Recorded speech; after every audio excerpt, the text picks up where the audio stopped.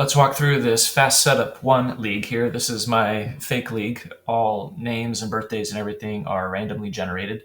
But we've got a majors division here with 60 players and a minors kid pitch division with 70 players. Let's go through setting up the evaluations and getting ready for draft and transferring players across divisions as needed.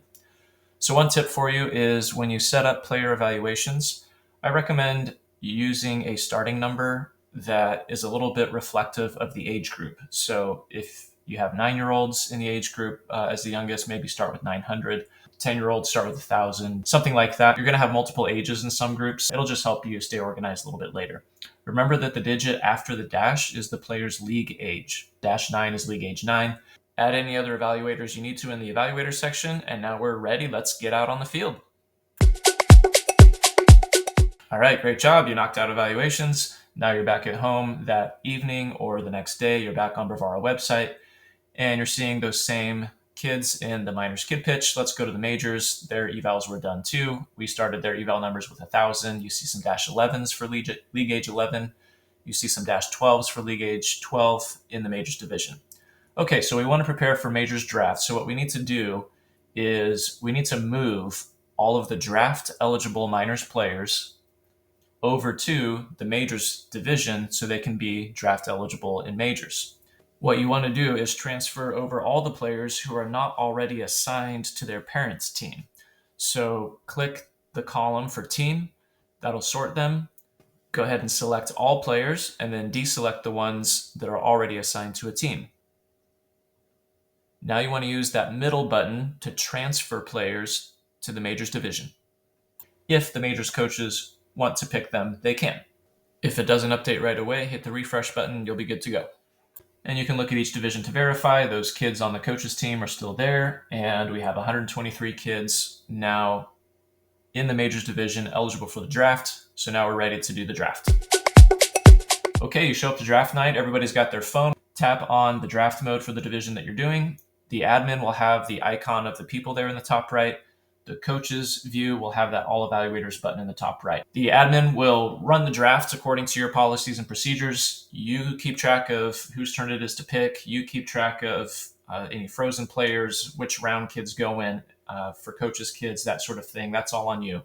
What you're going to use Bravara for is for team assignment and some other stats that are available to you. Coaches are going to use Bravara as a sorting tool and a pick list to know who's available. So as admin, you call out, A's, you've got first pick. They can hit the all evaluators to kind of check and balance their ratings against the averages.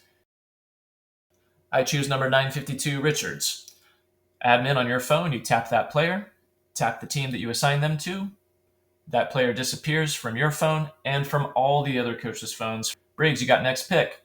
I choose number 1029, Jimenez. Tap the player, tap the team. Player disappears.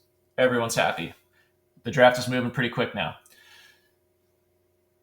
As you go along in the draft on your admin phone, when you tap the overall category, you can sort it top to bottom, bottom to top. When you tap it a third time and the arrow goes away, now the evaluation numbers are in order. And since you had the 900s for the younger players and the 1000s for the older players, I recommend scrolling all the way to the bottom and then start finding your -12s. Those are your league age 12s. Now you know how many are left in the draft that need to be picked. I'll show you one more feature here real quick. This is the view for an individual player. A coach has this same view. If they tap on a player and to view the player's scores, you'll have one column for your ratings that you input for that player and the other column for all evaluators.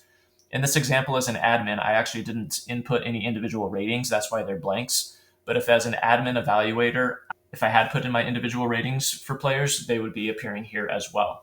That assessed round can really help take some contention out over which round coach's kid should be drafted to.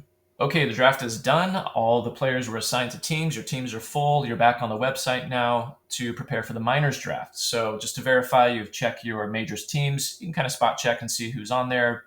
Sure enough, you got 12 spots filled on each team, so you're good. Now you go over to the players list, and we're still in the majors division, and we're going to sort by team. Click it twice there so you can get all the unassigns up top.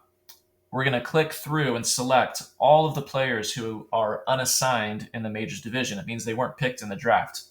We select all of them, we transfer them over to the minors division kid pitch, and now they are available and ready for the draft for the minors kid pitch. Show up to the minors draft, everyone on their phones do the same thing, you're good to go.